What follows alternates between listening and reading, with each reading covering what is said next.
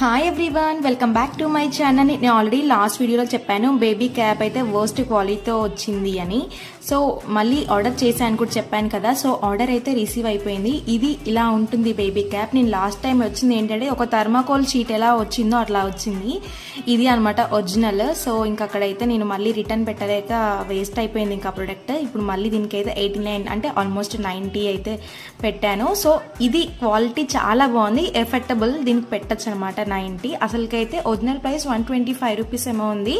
Offer మీద నాకు 89కి వచ్చింది. చాలా బాగుంది. దీనికి అడ్జస్టబుల్ క్లిప్స్ కూడా వచ్చాయి.